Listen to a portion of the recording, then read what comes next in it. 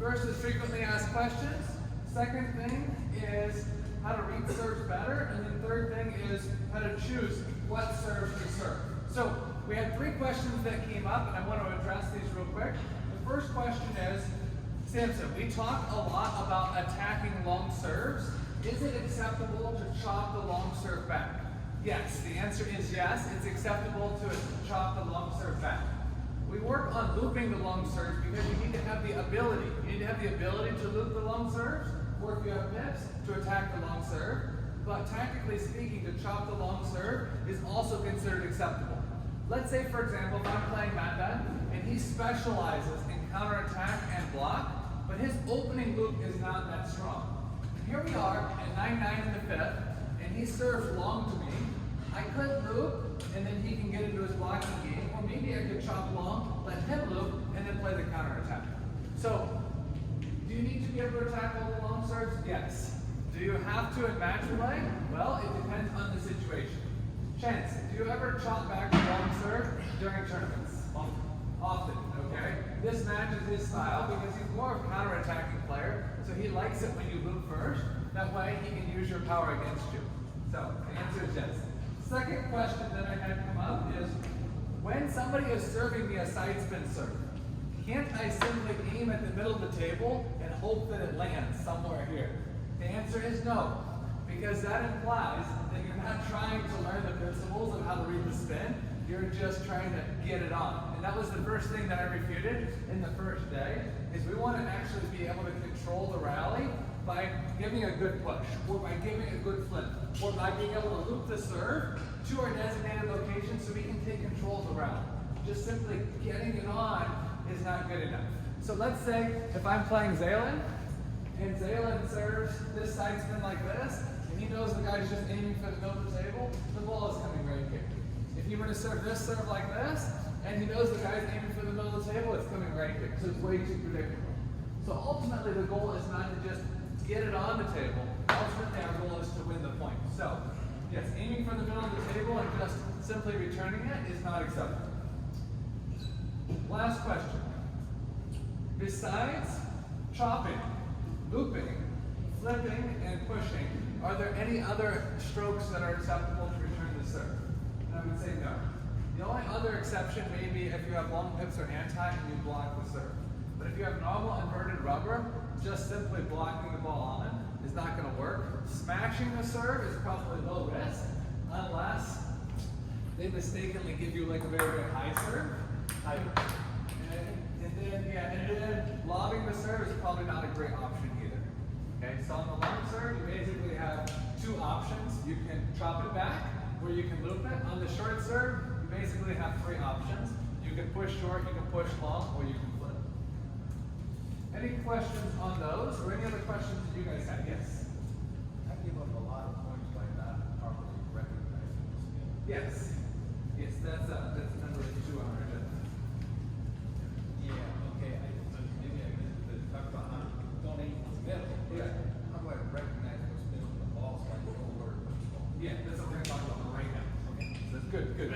Sorry, question 2. We Yes. talked about pushing the underspin. Yes. Do we push like we can push side spin too, or top spin sometimes? I guess You can. different technique. Or You can. For the most part, we're working on being able to like push the underspin. We're working on looping all the different long serves, and then we're going to also be working a lot tomorrow on being able to attack the short serves with the flip.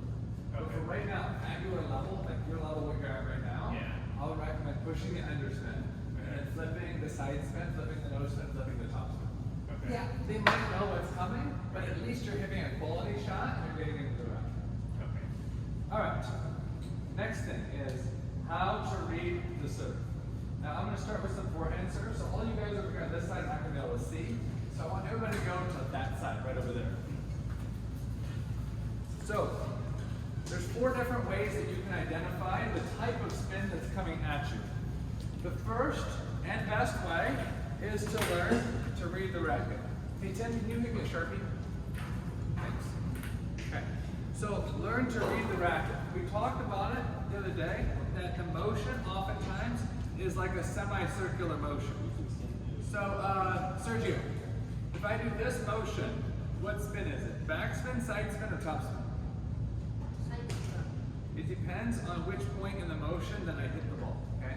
So if I hit the ball here, even if I come around like this, it's still gonna be backspin. If I hit the ball here, even if I go like this, it's gonna be side spin. And if I hit the ball here, as I'm coming here, then it's gonna be top spin. Thank you. Can you color a ball black? So when you're reading spin, it's very important to not just look at the general motion, but to look at what point in the motion they hit the ball. Did they hit the ball as they were going forward, slicing under it? Did they hit the ball as they were coming across? Or did they hit the ball as it's coming this way? So if somebody serves you a heavy side spin serve like this, the ball wants to jump this way, it's acceptable to loop or chop or push or flip, generally speaking this direction. If you want to hit over here, aim a little bit more for the middle and it goes here. If you want to hit the ball here, you're going to have to aim pretty far over here and then it goes here. One of the nights, I think it was Tuesday night, I went home and I was practicing with my wife and I said, let's just work on basic strokes and footwork. And what do you think she said at the very end? She said, let's work on serve return. So we worked on this with serve return, and that was one of the main questions is, how can I read the side spin serve? You gotta be able to see the motion. Let me give you an example. Nanda, you see that wall over there? Yeah. Look at that wall. Looking at the wall?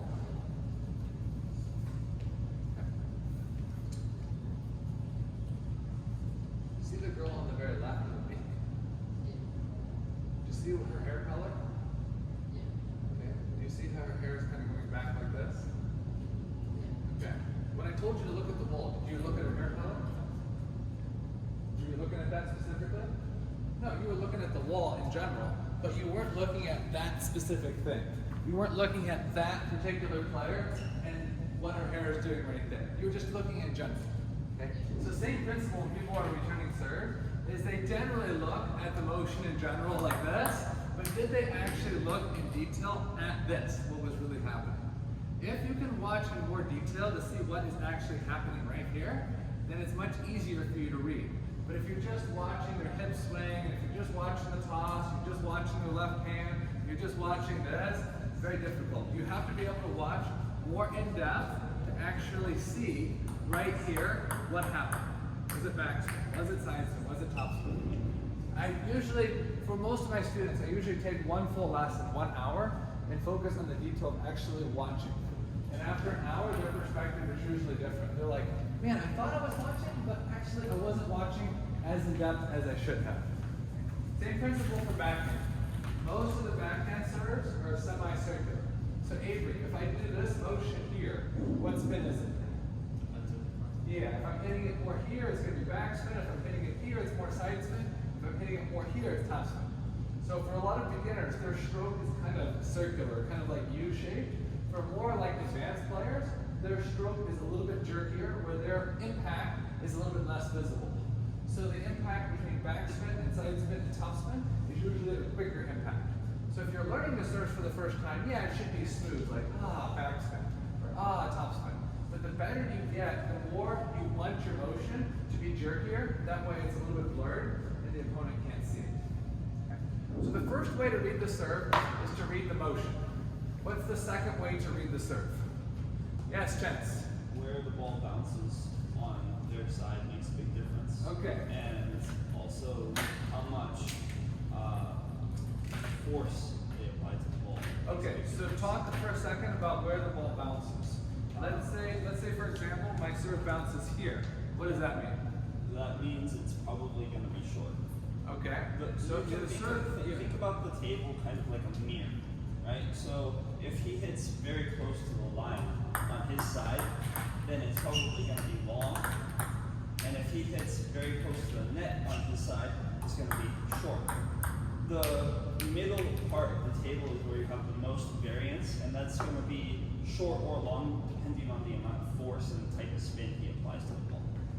So typically speaking, I should be back mentally, physically, emotionally ready for the long serve. At what point should I step in? What do you think, Adrian? At what point should I step in if I'm the receiver? After the first bounce. Is it possible to step in before that? What if the ball was in flight and here? We know it's not going to hit here, right?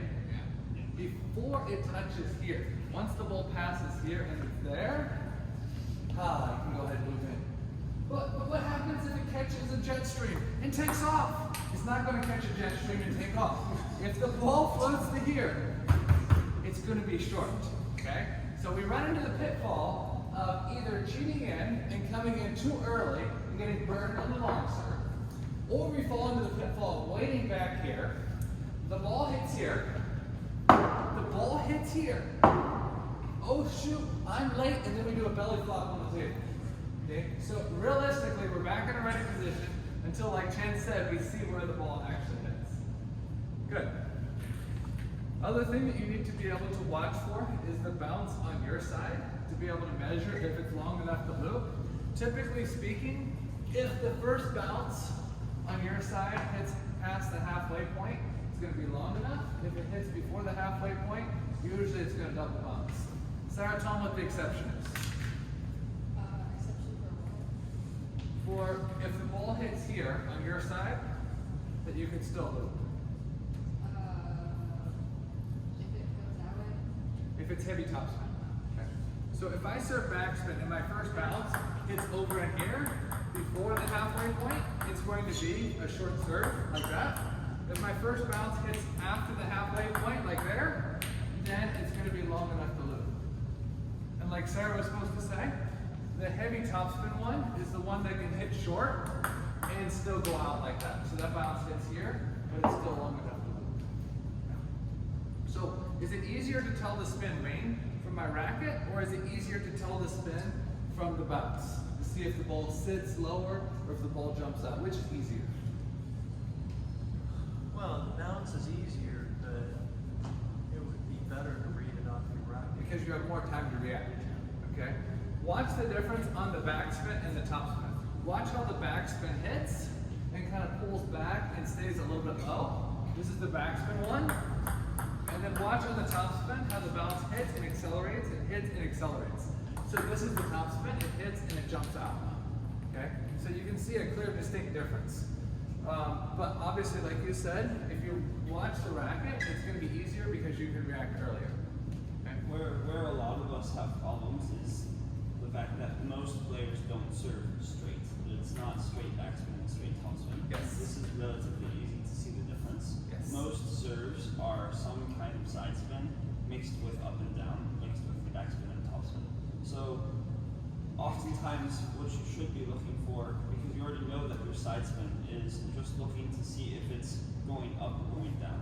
If you can read up and down, then the side spin is easy to account for.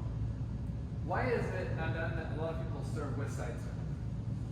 Well, sometimes it could be a force where they focus. Potentially, but most important, it helps to hide the backspin and topspin. Like Chan said, most are some version of side with top or back. If I just come here and I just serve straight back and whee, straight top, then it's a little bit obvious. When I serve with more side spin, then it's a little bit hard to see, hey, was it backspin with side spin or was it topspin with side spin? One question that Chance and I were discussing last week was people come here for a lesson and they say, okay, there's only one reason I'm paying you for a lesson. You got to give me the magic to returning serve. And Chance said there's no magic. And I said also there's no magic. But I said, you know what, Chance? People are paying for it, so they need one thing to be able to tell them that it's somewhat magical, not very magical. And I said if I were to give them one thing, I would tell them to wait on the serve. The longer you wait on the serve, the less the spin is. Okay? So I had Tim color a ball for us, half black and half white. What's the point of that? So that we can actually see the amount of spin. So I'm going to serve backspin. I want you guys to get a little bit closer to the table. Come on, a little bit closer. And I want you to see how the ball is rotating a lot. But as it starts dropping toward the floor, it begins losing rotation. See how the rotation is less as it's starting to drop? I should have had him do more balls. It's more spin, and then it starts decreasing as it gets lower. Okay?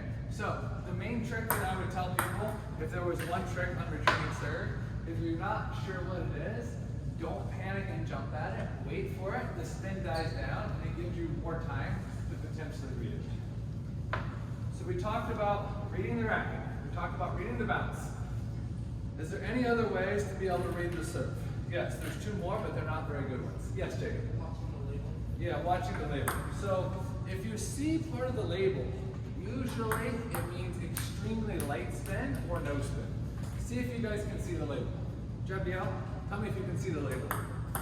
Did you see it? Yeah, you saw it? Okay, if you see some of the label, it usually means very light or no spin.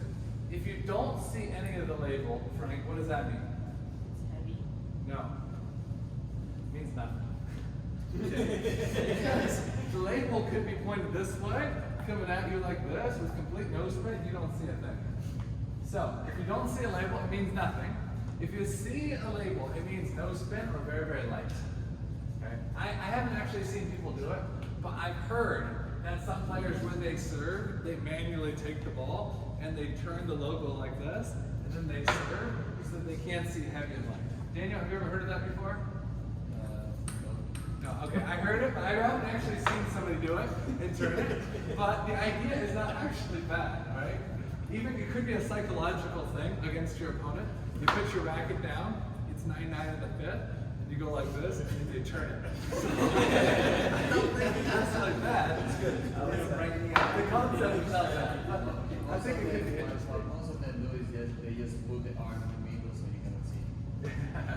Yeah, but as the ball's coming here, potentially they Yeah. 9-9. It's kind of okay, here we go. Big surface, big surface. The last way to read the serve is to listen to the sound. And with the sound, sometimes you can tell a little bit more if it's heavier or lighter. So if the sound is more like this, it's going to be typically lighter spin. If you hear a little bit more of a thump, it's usually more no spin. So that's why a lot of players do like tap their foot when they serve. I think professional players tap their foot because they're transferring the weight, and also they want to cover up the sound. Lower players probably tap their foot because they think it's like cool or something. But the point is that if you do hear the sound, it is a slight indicator. But the logo and the sound are very, very